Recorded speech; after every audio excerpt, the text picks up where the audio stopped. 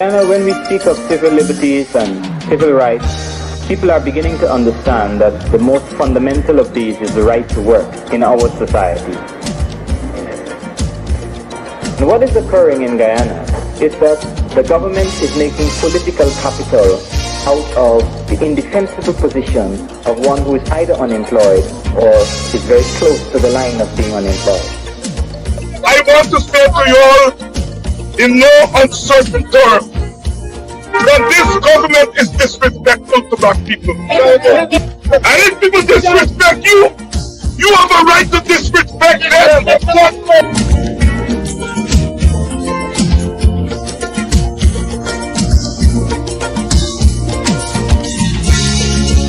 I am saying now that we have started, now that we have come together, do not sleep. Don't let us go back quietly into the night. Protest must be the order of the day.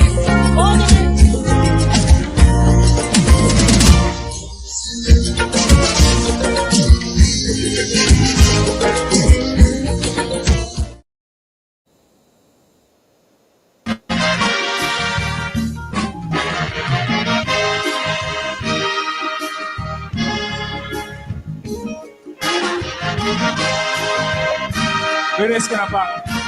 It's a blessing to be here.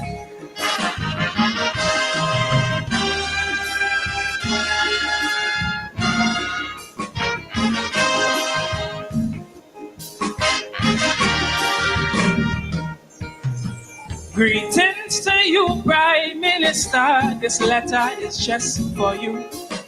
My intention was to give you this letter when election was true. But since Dr. Rowley was stepping down, I figured I couldn't wait. I'm reading it now before it's too late. I hear people say the PNM wasting the people's time. I hear people say the UNC will scrape every last dime.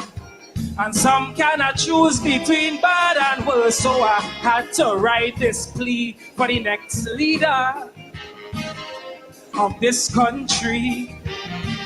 'Cause we need to see a nation full of success. We need a leader addicted to progress. Someone who's not here for the money and always giving us transparency. A leader with a clear destination and a direction that what we will see. Most respectfully, to whom it may be.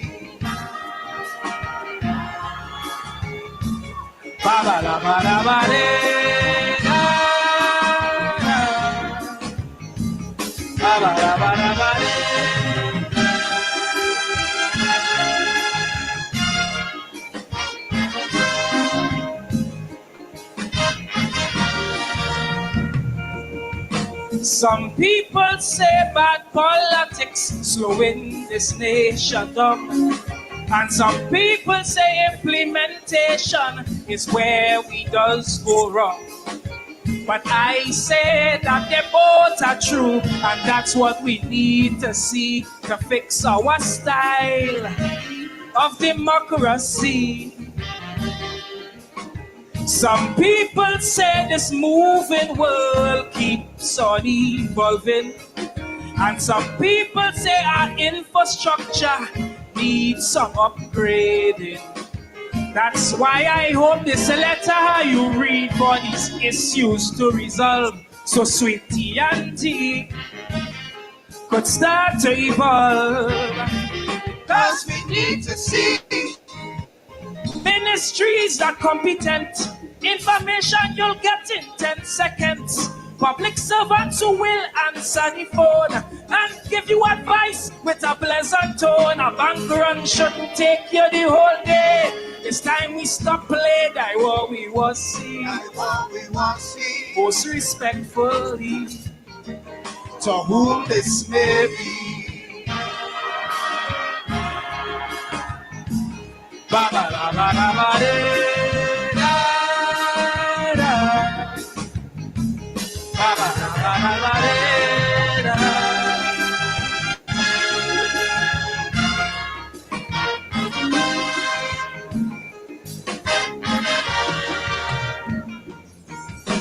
I used to play I was sheriff when I was a little boy. But when I see they arrested Earl, I say, thank God my gun's a toy. It reminds me there are few ways up and 1,000 ways to fall. That's not just for one, but that goes for all.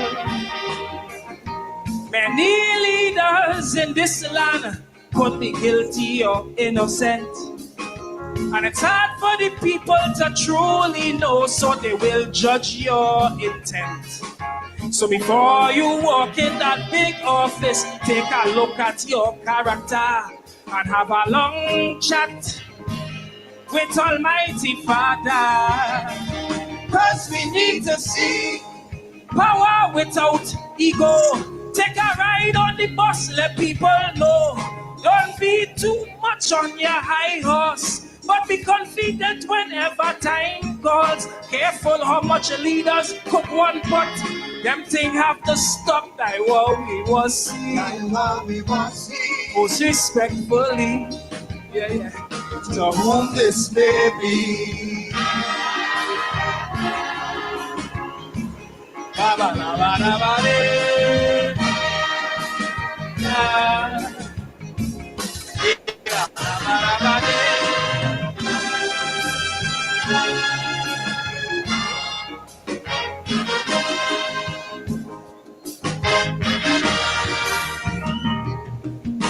I'm sure by now you will notice this is written in the future tense, in hopes that you are a leader of great poise and great resilience. One who structures TNT with its local policies, not from global powers. That is what I mean. I don't want you to think that this is right and what is wrong, but I want you to hear the people needs. Keep your ears down on the ground. And don't be like Gillian Bishop and not care what the people think, cause you could still learn from the babes and sucklings. Cause we need to see TNT in the World Cup. Innovation from young people non-stop. A culture industry to hang we emblem high, so everybody could get piece of the pie. A leader who strikes fair in them criminals, that is critical. Like what we was see. Most respectfully, yeah. To whom this may be. La ba la ba la ba de.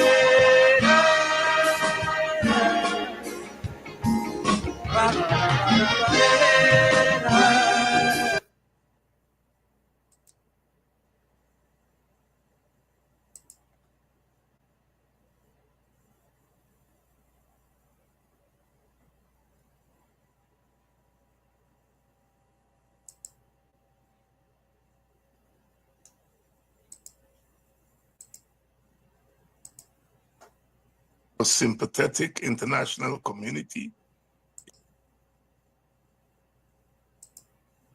Since its return to office in 2020, the PPP government has attempted to disguise its authoritarian agenda, hiding behind the rhetoric of democracy and development, while taking advantage of a sympathetic international community, a compliant civil society, and a timid opposition. The rulers have run roughshod over the state and society. The ruling party and state have become indistinguishable. In effect, paramountcy of the party reigns supreme. WPA is therefore not surprised that the government has affixed a party slogan, One Guyana, to the country's passport. This is the most barefaced hijack of an instrument of the state for partisan ends. A passport, like the flag, the national anthem, and the Constitution, are meant to be beyond the reach of partisan tampering. Yet, the PPP feels bold enough to poke its partisan fingers in the eyes of the Guyanese people in what is nothing short of a national impasse. Guyana has had its collisions with authoritarianism in the past. Many patriots sacrificed their lives and liberty in the struggle to turn back that menace.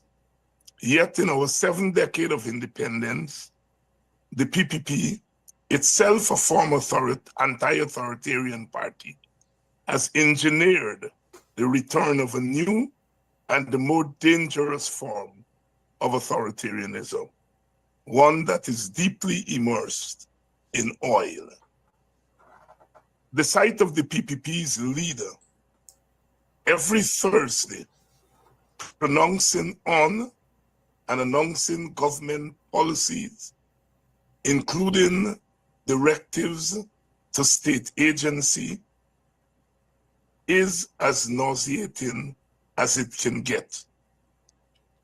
The PPP leader conducts its press conference from the PPP's headquarters. Sometime in the past, the party office was located in a ministry. Now, the entire government is located in a party office. This is the height of paramountcy of the party. The country recently learned that the government has contracted an American lobbying firm to engage the American government. The firm is being paid a hefty sum of $50,000 per month, plus other incidentals. It is not clear whether the firm is lobbying on behalf of the government or the ruling party. One recalls that prior to the 2020 election, the PPP party paid huge sums to lobbying firms to engage the US government on behalf of the party. WPA asks the following questions. Is the lobbying firm lobbying on behalf of the party or the government? If it is lobbying on the government's behalf, what exactly are they trying to get the US government to do? Why is the country learning of this action 3 months after it commenced? What is the lobbying firm hoping to achieve for Guyana that our embassy in the US cannot achieve for us?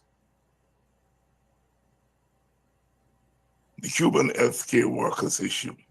WPA adds its voice in opposition to the attempt by the US government to punish Caribbean countries for their continued acceptance of Cuban healthcare workers to work in the region. We reiterate our decades-old position that the Caribbean should not become a pawn in the US-Cuban ongoing impasse. Cuba is a sister Caribbean country whose assistance to the region has been immeasurable. The Caribbean-Cuban relationship goes beyond ideology. If the Cuban workers were to be expelled, it would severely hamper the healthcare system in some countries, including Guyana. WPA therefore supports the CARICOM initiative to bring an amicable settlement to this burning issue. We feel a strong regional case could be made to the US authorities. We commend the principled stance taken by the prime ministers of Trinidad and Tobago, Barbados, and St. Vincent and the Grenadines. But WPA is appalled at the unprincipled position adopted by the Guyana government. More than any Caribbean political party, the PPP should be more forthright on this matter. The party and government's penchant for putting their internal political survival over national considerations is plain for all to see on this matter. No government representing the broad national sentiments of its country would behave in such a shameful manner. It is nothing short of political opportunism. End of statement. Thank you. And good evening to you, and welcome to today's edition of Politics 101 on a Monday evening, a Monday night for persons like my brother Ashley, who are up there in Europe.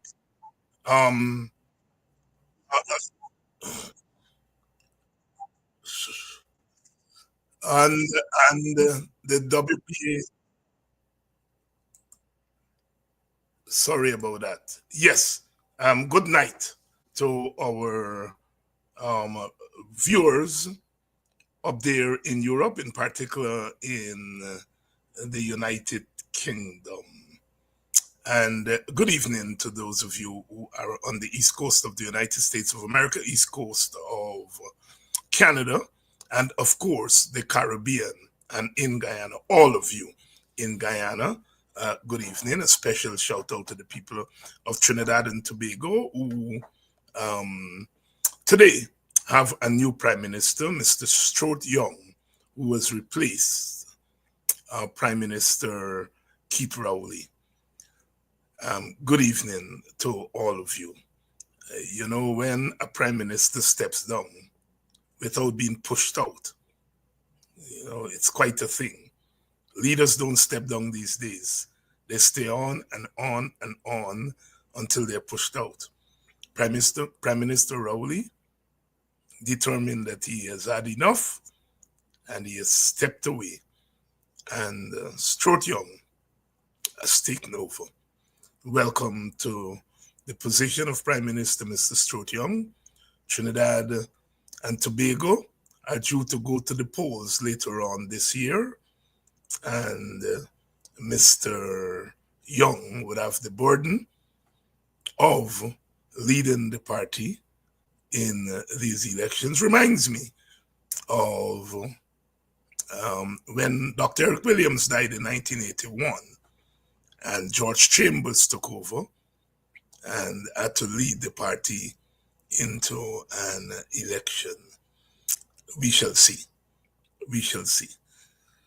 Good evening to all of you. We come on here tonight, of course. Melissa Atwell is still in detention. Our government has not said anything of substance to the country. Everyone is speaking about this matter. Everyone, well, those who are on one side of the political fence is pointing fingers at the government.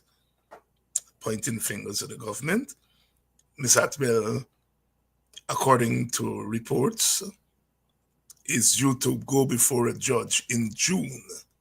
That's about 3 months from now.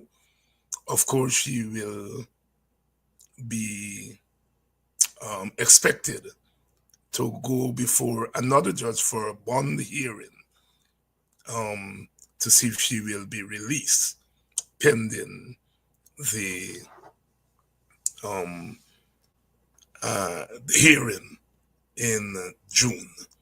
The PNC, the AFC, and today the WPA all have expressed concerns about Ms. Atwell and what has transpired there. We come on here also tonight as we hear that a second university has pulled out of the goal scholarship, what has now become the goal debacle. And it seems just as the University of Staffordshire could not have pulled out because they were never consulted, they were never part of the program. Another university has also expressed the same position. Oh, what a tangled web we weave. Good evening to all of you. We started out tonight with one of the young bards of Trinidad and Tobago, young Helen Francis, who won the Calypso Monarch this year with the Haunting Calypso, to whom it may be, a letter to the incoming Prime Minister on how to conduct himself. Very apt for our country. Helen Francis, this is his second crown. He won for the first time, I think, in 2016, or it may be later, 2016 or 2019. But quite an accomplished Calypsonian. And he's also an independent senator in the Parliament of Trinidad and Tobago. It's good to see the young people really keeping the Calypso art form going and really singing serious political and social commentary, even as the more party version of the music takes center stage. We still see social and political commentary remaining alive. Michelle Montano, who was the defending champion, I think he plays fifth this year, but it's good to see the Soca King going into the ring and singing serious Calypso music, because that is what the music is essentially about. The government has affixed its party slogan to our passport. Well, well, well. Well, well, well. The president every Thursday sits at Freedom House in his capacity of General Secretary of the PPP and pronounce not on PPP matters. Jacques Dio doesn't speak on PPP matters. He speaks on government and state matters at a PPP press conference in his capacity as PPP leader at PPP headquarters. There is no separation between party and state. In fact, the party is perched atop of the state.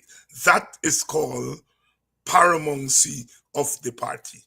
And it's a violation of the Constitution of Guyana. Yet we take it for granted. We take it for granted. Jack Dio press conference. But Jack Dio and the PPP are breaking the law. They're violating the Constitution. Violating the Constitution. And they've gotten away with it for 5 years. And now they've done the unthinkable. Putting the party slogan in our passport. A passport like the flag, like the national anthem, like the Constitution, is a sacred state instrument beyond the reach of partisan consideration. Yet in our Guyana,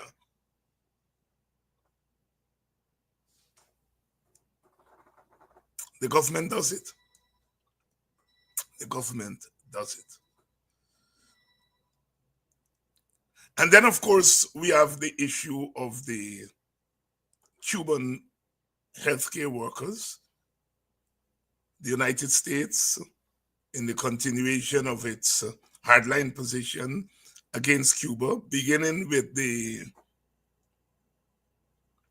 trade embargo from 1961. It's the longest trade embargo in the history of humanity.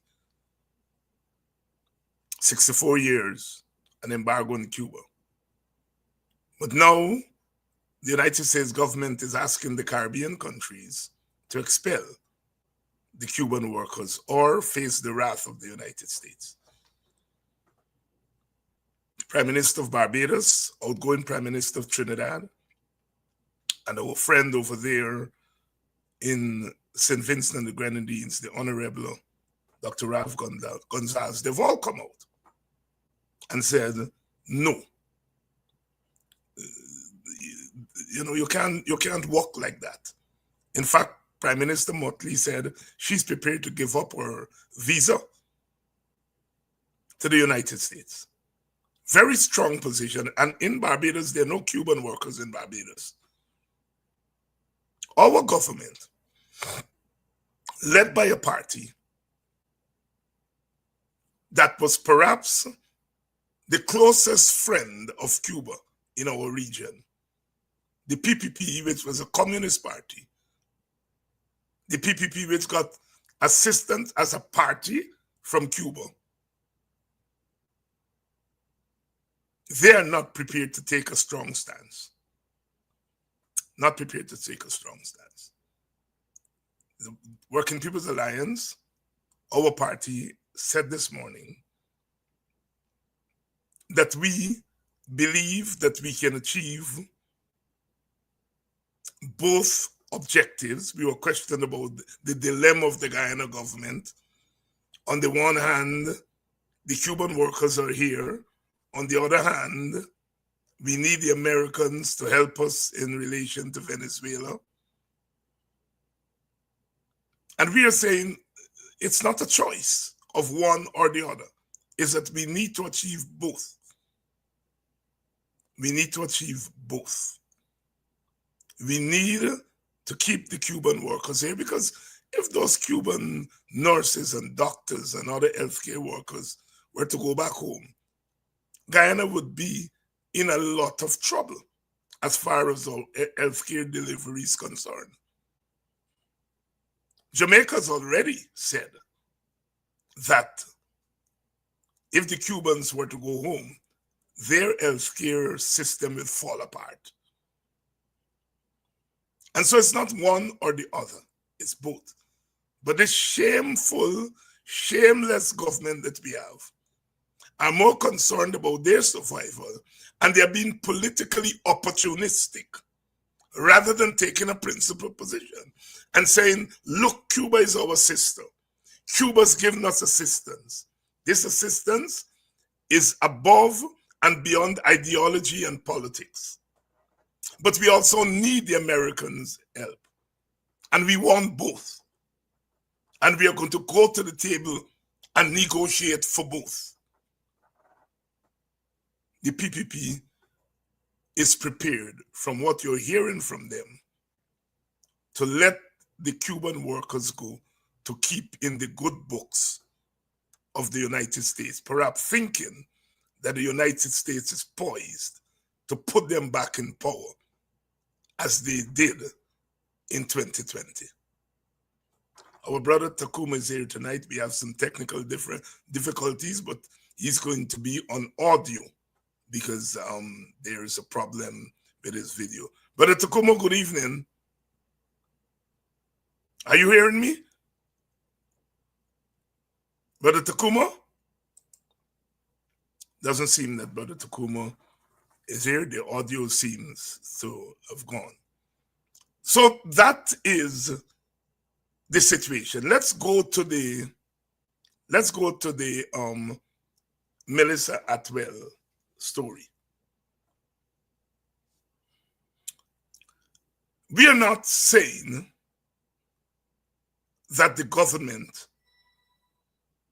is behind what is happening to Miss Atwell. It is the government who must say whether that is true or not true. We do not know. We do not know what Miss Atwell is being accused of, and we do not want to give our mouth liberty. However, what we are sure about, what we are very sure about, is that Miss Atwell has been exposing corruption in the PPP government. That Miss Atwell has been exposing documents, and that at least 2 ministers have sued Miss Atwell. And that on more than one occasion, the government has said that it will get even with Atwell. And so now that the American authorities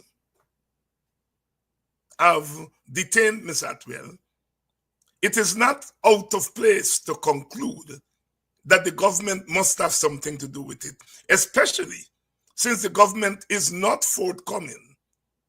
Obviously, as the government, they must know why Ms. Atwell was detained. Let's see if Brother Ogun say. Brother Ogun? We're not hearing from him. The government must know. And they are not saying anything. And so the tens of thousands of Guyanese who have concluded that this government is behind it, they are not out of place. In any case, the WPS introduced another element to the story this morning. And that is, if a Guyanese national, someone who is as popular as Miss Atwell is, well known, she's an activist. If she is detained, our government is bound to go to her assistance. Our government is bound to ask what help could be given. She's a Guyanese citizen. And so therefore, our government, in the name of the welfare of citizens, because that is one of the first functions of government, is to look after the welfare of the citizens, is to inquire from Ms. Atwell what assistance the government could give. So far as we know, the government has not done that. That's an old thing. We go back to the 1960s, 1969. Caribbean students were arrested in Canada for staging a political protest at the Sir George William University. Our own Joey Jagan, Chetty Jagan's son, was part of that protest. And they were all arrested. And the Caribbean governments went to their assistance. I think they paid their bail and all of that kind of stuff. So it's not unheard of that when a citizen of repute, a popular citizen, the least the government could do or should do is to go to their assistance. And we don't know that this government has done so. We heard Mr. Jack Dio very snidely on Thursday said, we prepared to welcome her home because she's Guyanese. But that, to me, let the cat out of the bag. They, as the government, must know. So we await this government to speak up on the Melly Mel matter, to say whether they are behind it. And if they are behind it, then that is nothing short of political persecution. Nothing short of political persecution. We have the instance of the government going after Rickford Burke, sending marshals from Guyana to serve papers on Rickford Burke in America. We have the government complaining to the American government about Rickford Burke. So it is not out of place to arrive at the conclusion. In the meantime, Guyanese at home and abroad have been rallying around Miss Atwell. Tomorrow evening at 5:30, 5 o'clock, I think, 5 o'clock, Guyana time, there is a demonstration at the Square of the Revolution. It's been organized, I understand, by individuals, and all Guyanese are asked to go out and show their solidarity.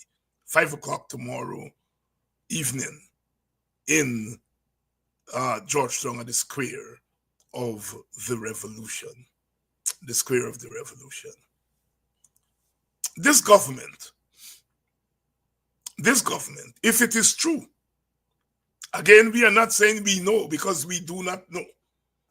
But if it is true that this government is the actor behind the scenes, then the question must be asked, what has Miss Atwell done? What has she done for the government to make that move, that extreme move against her? We understand that the detention center that the sister is in is one that is where terrorists, people suspected of terrorism and other very major infractions are usually detained. What is it this young lady has done? That if it is true that the government has chased her and chased her and chased her, what is it she has done? I have not been a frequent follower of Miss Miss Atwell. I've heard stories every now and again. I may hear something that she says, but I have to confess that I've not had the time to spend looking at her page and her commentaries and so on. But from everything I have heard, is that she has been exposing secrets which have been credible, that there are people in the PPP hierarchy who allegedly have been feeding her with sensitive information, and she has been exposing that information.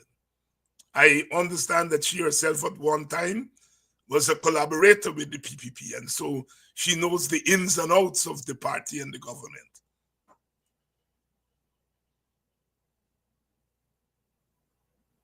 What is it that she has in her possession that the government is so afraid to see the light? We shall wait and see. We shall wait and see. In the meantime, as we've said, citizens have been raising resources to help in our defense. And tomorrow in Guyana, in Georgetown, at the Square of the Revolution, there's going to be a demonstration. Let me turn my attention to the question of the passport and one Guyana on the passport.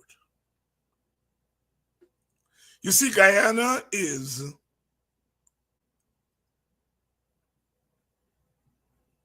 a funny country. Let me say that, to say the least. I am a veteran of previous struggles.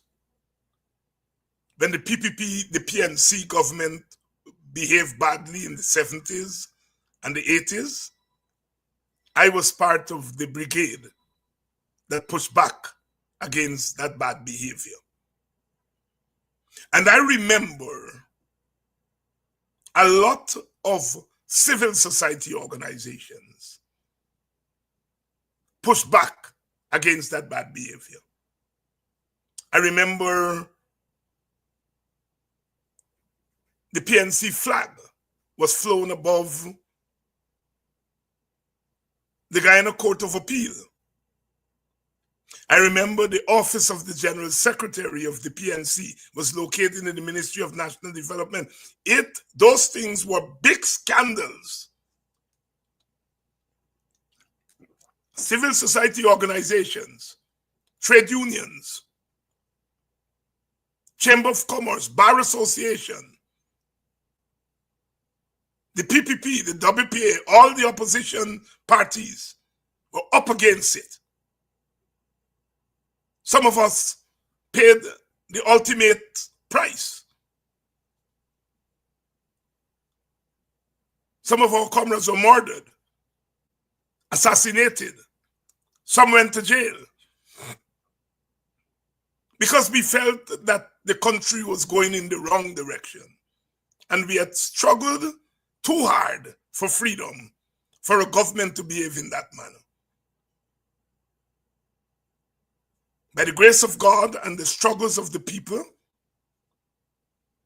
we were able to bring things back to some form of normalization. I said here on this program last week that when you have those big changes, you have to have the political actors with the courage to do it. And we had a political actor named Desmond Hoyt, who at a critical point in our history was prepared to take the enlightened position and to say, no, I'm not proceeding with this. And so when the PPP talks about the return to democracy in 1992 and their role was minimal. The leaders in that struggle were the WPA and other civil society organizations, other Indian Guyanese leaders, African Guyanese leaders, including communities that supported the PNC, Linden, Buxton, Georgetown. These are people who voted for the PNC but said that our government was not behaving properly, and they were prepared to say so. I started out by saying that this country is a funny country. One of the things that has really pained me since 2020 is that some of these same people who hammered Burnham and the PNC, some of these same organizations, they watch the PPP take this country down that same road again, this time in the most vicious way. And they behave as though it's a normal situation.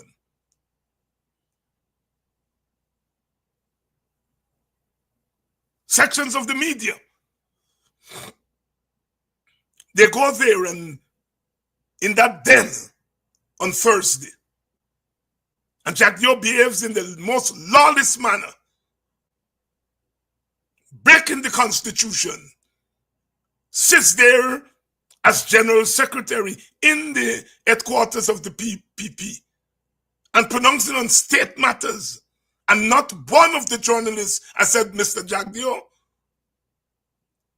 how can you be speaking as General Secretary of the PPP at the PPP headquarters about government policy? If you're holding a PPP press conference at the PPP headquarters, talk about the PPP position, not the government. You are there as PPP, not one journalist. And when Burnham did it, the journalists were all over him. Civil society were all over him. And today, the PPP is doing 1,000,000 times worse than Burnham. And these institutions are treating it as normal. That is what I mean when I say a compliant civil society. Compliant civil society.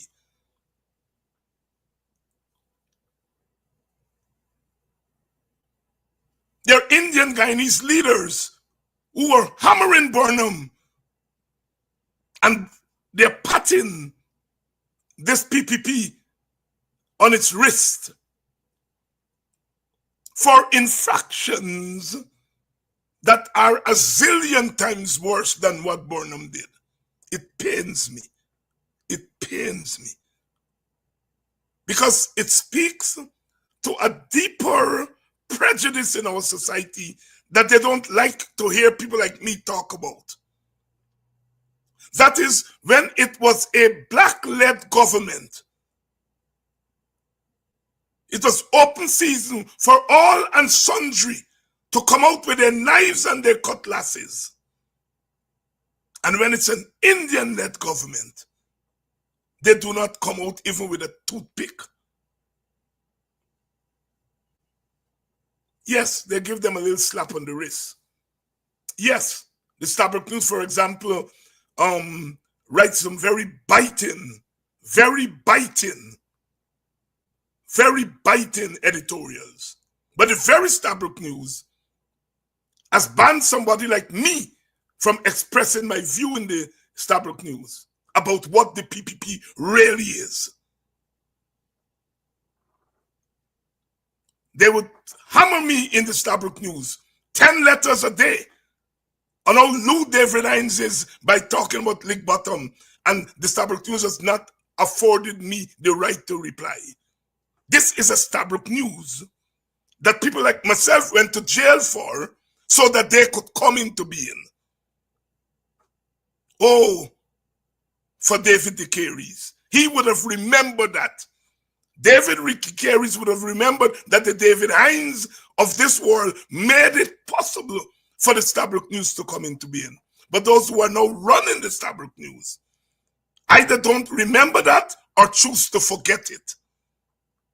So on the one hand, they hammer the PPP in the editorials as they must. But editorials are read by some of us. Some of us. The average citizen doesn't read a Stabroek News editorial. The Stabroek News does not afford certain critique coming from certain quarters against the PPP.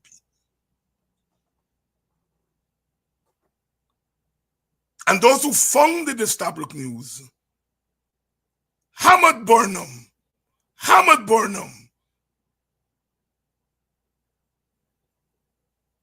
We have our Indian Guyanese brothers and sisters who were in front slaughtering Mr. Burnham and his government. Quite rightly, because they were behaving badly. But this government is behaving 1,000,000 times badly. And they give them a little tap on the wrist. They do not call for them to go. They do not chant people's power, no dictator, as they did under Burnham. We have the international community, and the international community always looked after their interests. And clearly the international community in 2020 and around that period made a decision that they are going to put the PPP in power and not the then government.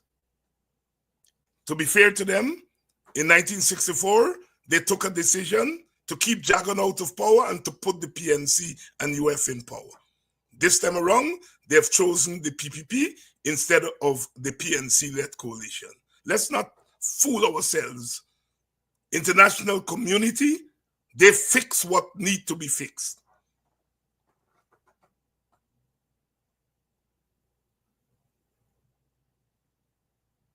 we know that the no confidence motion was not Sharon Das acting as a lone ranger. How do we know? Who whisked him away to Canada the next day? Who was at the airport to see him off? Which embassy personnel? Yes, the international community does what the international community always do in countries like Guyana.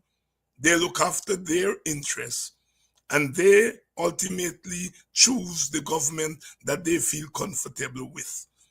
And that happened in 2020. It happened back in 1964. Let's be frank and fair.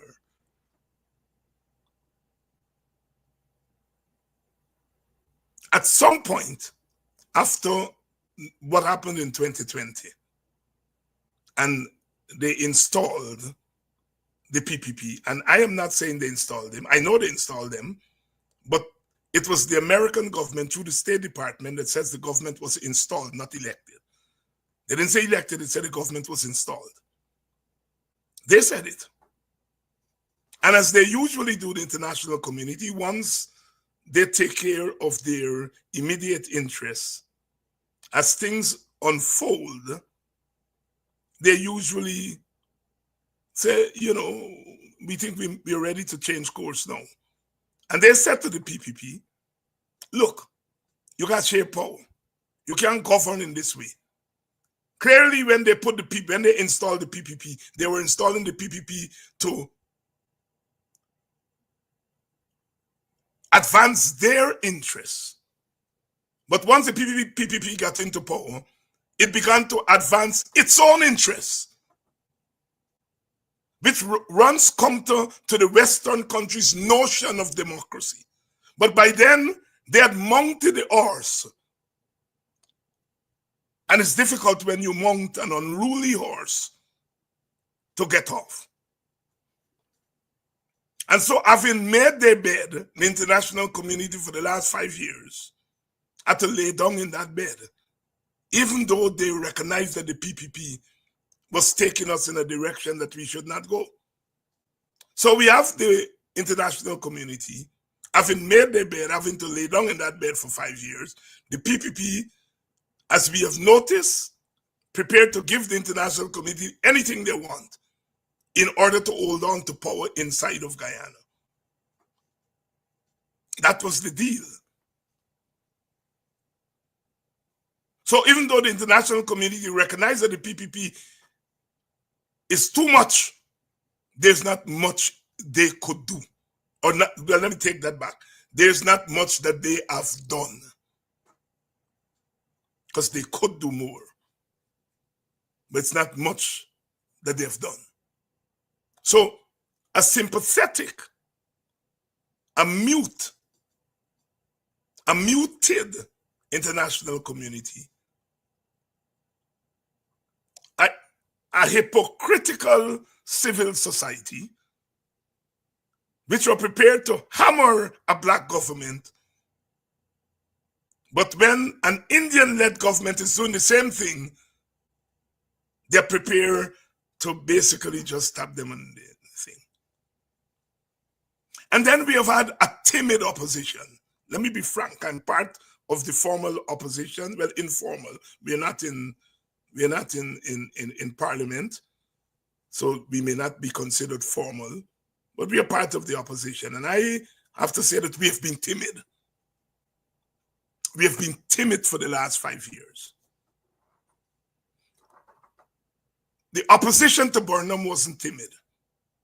They were prepared to go to jail and they were prepared to die. And some died, some went to jail. The opposition to the coalition wasn't timid. They were prepared to stick it to the coalition at every twist and turn. They stuck it to the coalition. They told the people, chase the coalition leaders out of their community. They cursed the soldiers and the police. They and their allies kept their money rather than invest it in the economy. At every twist and turn, they undermined the coalition. But since 2020, our leaders in the opposition have not been prepared to go to jail. They've not been prepared to die. They've not been prepared to stick it to the PPP. They have been timid, perhaps the most timid opposition in the history of Guyana. The enslaved people were not timid. They fought every day. Whether it's through malingering, whether it's through slave uprisings and rebellions, go slow, they did not sit down. The anti-colonial struggle, the leaders were not timid. The trade union leaders were not timid. The people were not timid. As I said, when we fought against Mr. Burnham, we were not timid. When the PPP fought against the they were not timid. But we, the opposition, since 2020, we have been timid. We have been the most timid opposition in the history of what we know as modern Guyana. And that's a fact. And I'm saying that not to cast aspersions or to indict I'm including myself in it. We have all been timid. Yes, some of us may have spoken up more than others. Some of us may have stuck our necks out more than others. But in the end, all of us have been timid. Every now and again, the WP has sought to wake up the country. When Brother Ogunseye mounted the stage in Buxton and spoke facts, they shackled him. And the rest of the opposition did nothing than issue a statement. The other day, when I spoke the truth and nothing else but the truth, the leaders on my side paid attention to my language and avoided my message. They walked into a PPP trap because the PPP wanted to highlight my language and not my message. And you heard even opposition elements who backed me, who supported me, they qualified it by saying, well, the language they would not have used and all of that. I am not saying that anybody should embrace my language. I'm saying ignore the language because that's what the PPP wanted you to get into. Ignore it. Go to the message. But the kind of opposition that we have had since 2020 has been, just as an aside, Sister Simone Sanders resigned on air from the Democratic Party in the United States. Democrats up and down the United States are hammering Chuck Schumer for displaying the kind of timid leadership that we in Guyana have displayed. And the first day after he did it, his fellow leaders, the party members, they're hammering him. In Guyana for 5 years, we have been timid and we have not been punished by our supporters for it.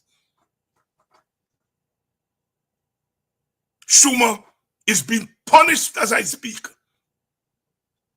But in Guyana, we, the opposition, have been timid and our supporters have made excuses for us. They have not punished us. The sum total is that the PPP is brazen enough to say the weapons trooping is. I can go in the middle of Georgetown and shoot people and the opposition would do nothing. Remember Trump said he could go in the middle of Manhattan and his supporters will go by. Well, the PPP has reached that point. I will put one Guyana on the passport. I know not one damn thing will happen to me. I will not lose one damn vote. I will not see one damn demonstration in Georgetown.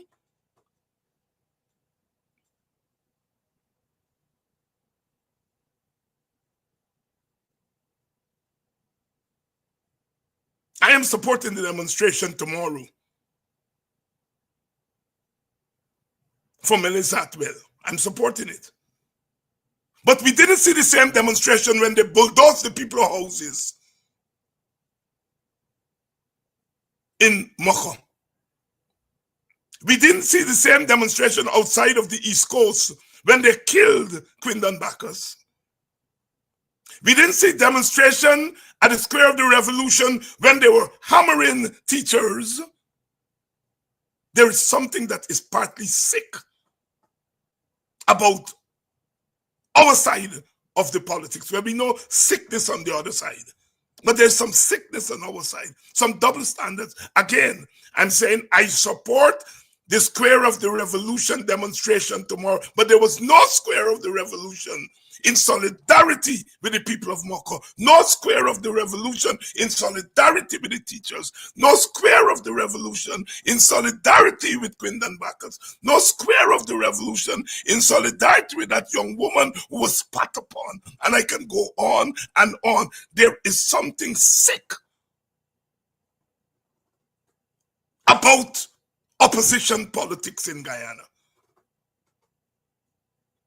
Maybe it's easy to do a demonstration for Melly Mel.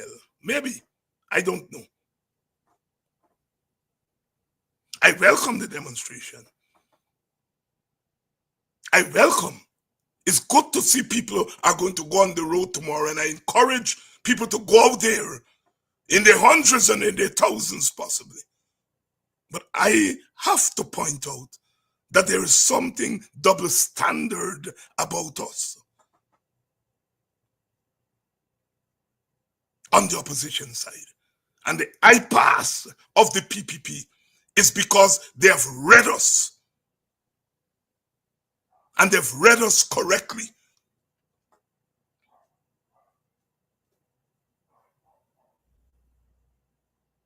If we were not so timid, there would be no one Guyana in any passport.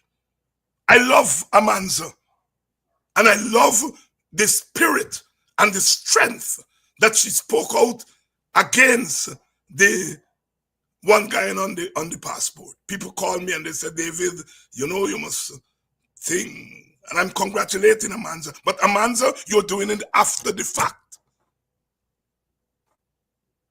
It was coming.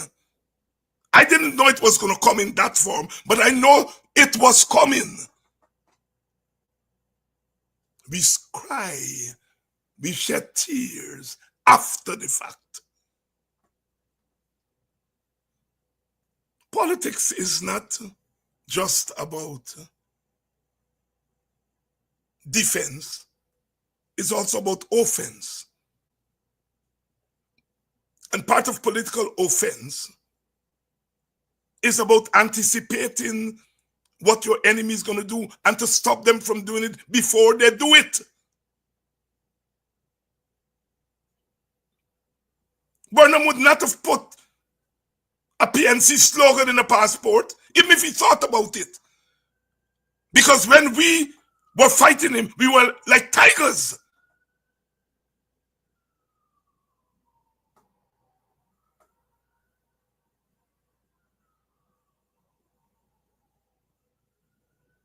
This PPP has gotten away with murder, and it has gotten to the point that it has set up the most authoritarian state since independence before our very eyes.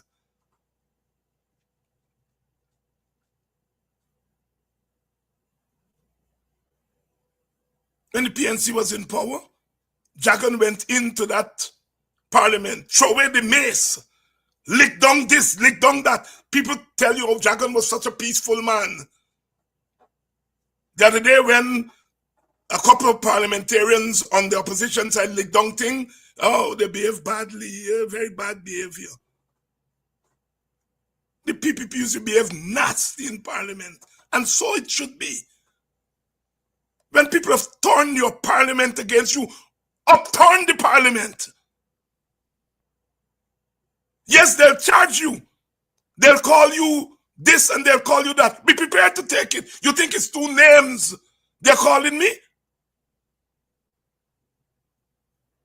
But I've made my point. And I've put it on the agenda. All kind of things they say about me. People have to tell me that they're saying this, they're saying that. Somebody yesterday tell me, James Bond said when I'm in Guyana, I'm homeless. I don't have a roof over my head. When you're in politics, you have to be prepared to be beaten. But you know what? They're beating me after I finish beating them.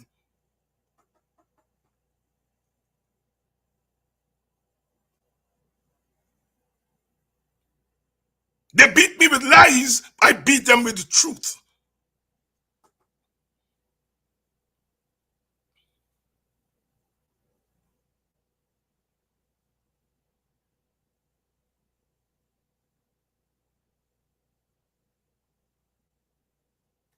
We in the opposition have failed ourselves and we have failed our people.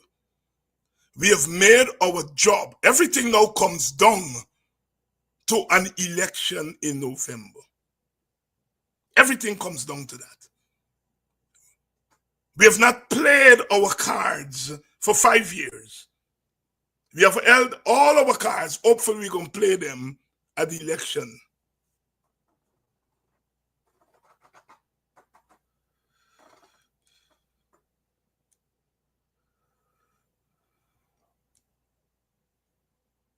And we have to take responsibility. All of us, not just the leaders, not just we the leaders, but you all the supporters have to take responsibility. I'm saying, look what is happening in America as we speak. The Democrats didn't wait for 5 years. They've said to Schumer, oh, it's over. That is not the kind of leadership for this time. That kind of leadership was for another time. Mr. Schumer, you're talking about institutions. When the other side has broken up the institutions, you're talking about the rules. When the other side has thrown those rules and flushed it down the toilet. What rules are you talking about? We in Guyana have stuck to the rules. What rules?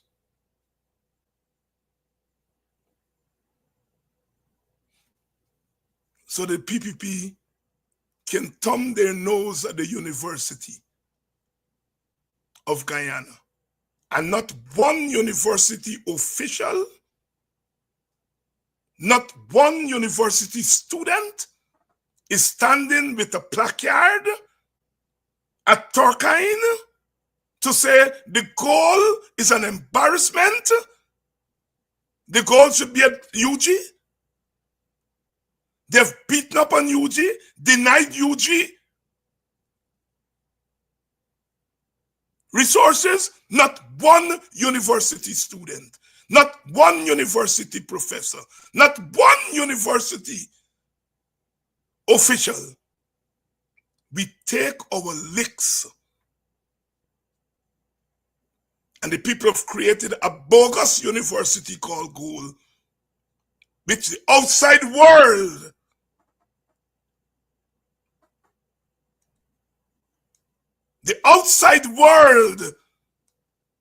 and to tell us it's bogus before we know it's bogus.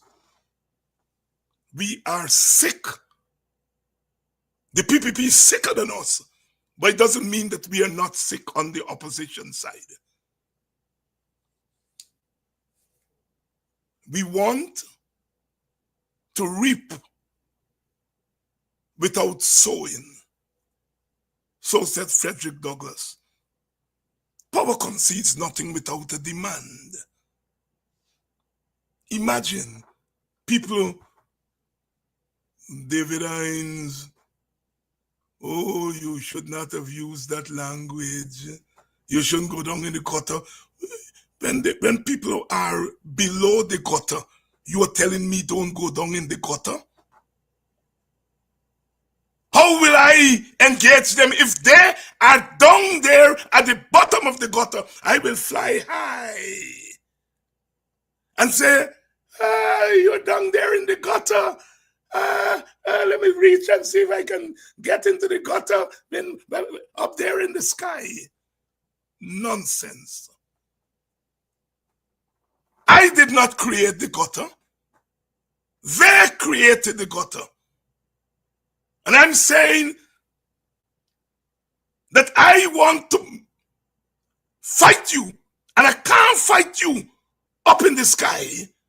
I gotta come in the gutter as much as I don't like the gutter. But that's where you are.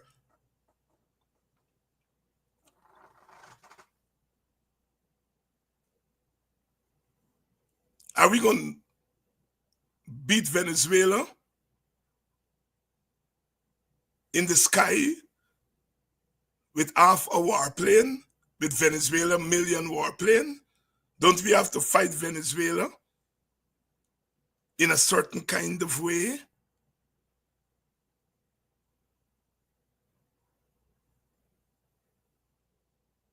Maduro is poking his finger in our eyes every day. And we are going to say, when Maduro go low, we go high. Well, keep going high. Keep going high. I love Michelle Obama. But in fairness to Michelle, Michelle was contextualizing what she was saying. Michelle wasn't making an all-time statement. When they go low, we go high. Well, let us keep going high. And they will be down there, and they will take away Guyana from us, as they've been doing for 5 years.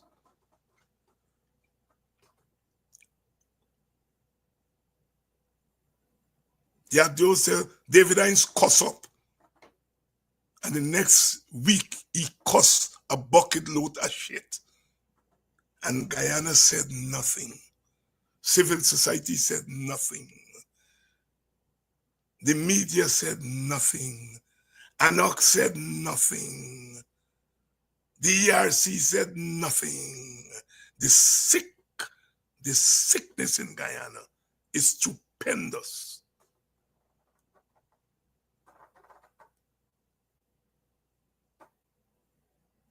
Stupendous.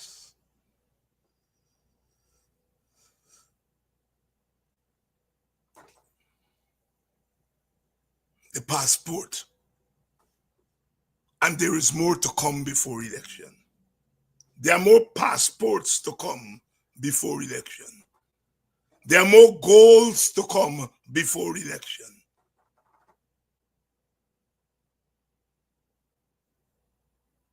Jack Dio said he did no business with the Mohammeds since the sanction. What did the Mohammed do? They put in public circulation 2 checks. And where they got 2, they got 200 more. But we in the opposition will say, oh no, we can't do that. That is not nice politics. We cannot do that. It will backfire on us. Jack Dio go down in the gutter, and the Mohammeds go right down in the gutter with it. They put the checks in the public domain. You go low, we go low too. Not because we are low, but because we want to catch you down low.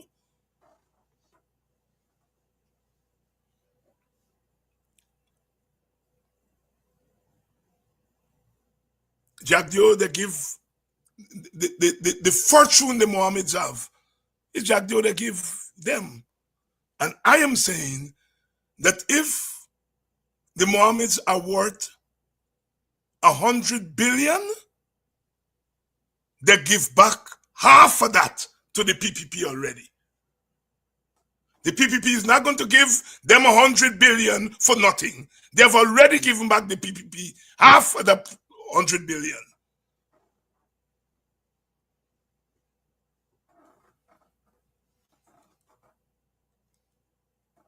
I'm an optimist. I believe there is still time for us to catch ourselves in Guyana. Go out tomorrow to the Square of the Revolution. It's time. It's about time. It's about time. It's about time. And if it takes the Melly Mel thing to take us out there, let it be. But please remember that selective outrage is the demise of any effective opposition. Your outrage can be selective. Because the enemy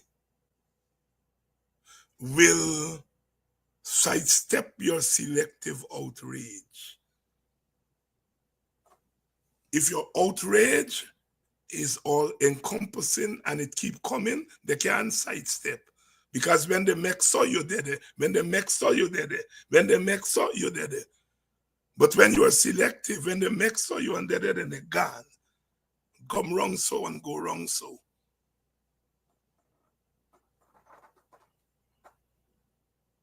My critique tonight is not a critique of any one leader or one party or two leader, two party. My critique is all of us, including myself and my party.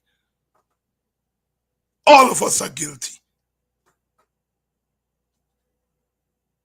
of helping to create the conditions for the advantage taking that continues unabated. And Mohammed is not going to help us. Mohammed is trying to help himself. And you all think Mohammed come as God to help you? Mohammed helping himself. As soon as Mohammed make a deal where Jack Dio and them won't turn you over to the Americans or won't take back the money that they give you, he all right. He done with running for president. He running for president in order to make a deal, frightening the PPP to make a deal. He has no interest in becoming president. But we are fooled because our leaders have not been brave enough. And so anytime we see anybody with a little flicker of bravery, we hold on to them rather than say to our leaders, you all are too damn timid. And I'm sure as you all told us that 4 years ago, 3 years ago, and serious, a lot of the timidity would have evaporated by now.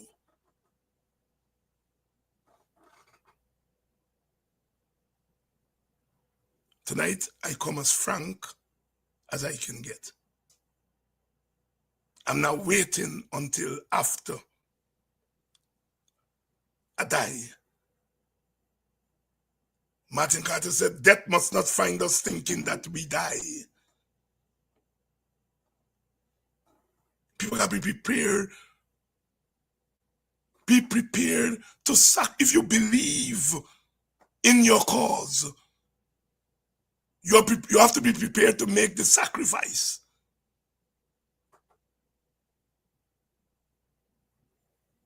And our leaders, and by extension our followers, have not been prepared to make the necessary sacrifices for the last 5 years.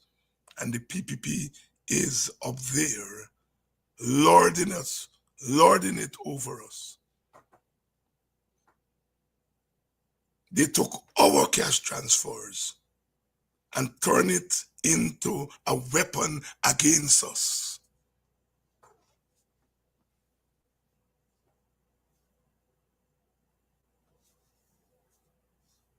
Turn it into a weapon against us. We watch them slaughter the teachers, bully the teachers into submission. Even when the court stood on the side of the teachers, we didn't go to the square of the revolution and say, the formal courts are on the side of the teachers. Let us go to the square of the revolution in defense of our teachers. It is those teachers that we expect to vote for us. And it is those teachers who will have to vote for us.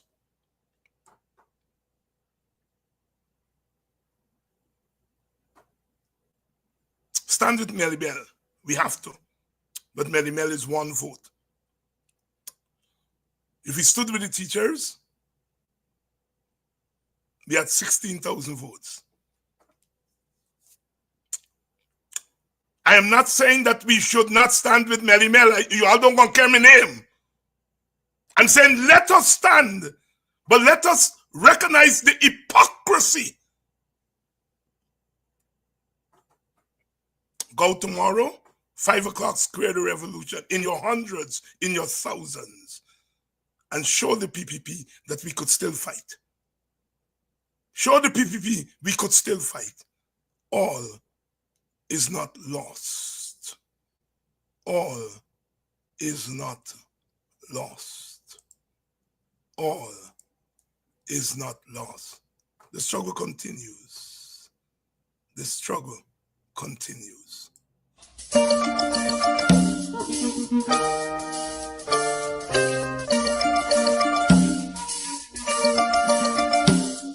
And when we speak of civil liberties and civil rights, people are beginning to understand that the most fundamental of these is the right to work in our society.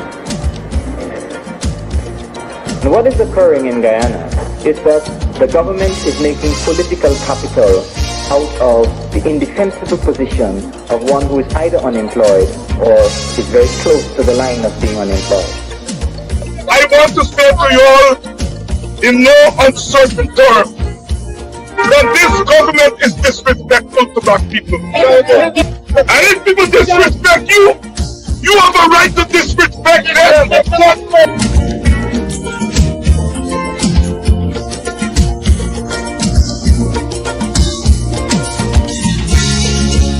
I am saying now that we have started, now that we have come together, do not sleep. Don't let us go back quietly into the night. Protest must be the order of the day.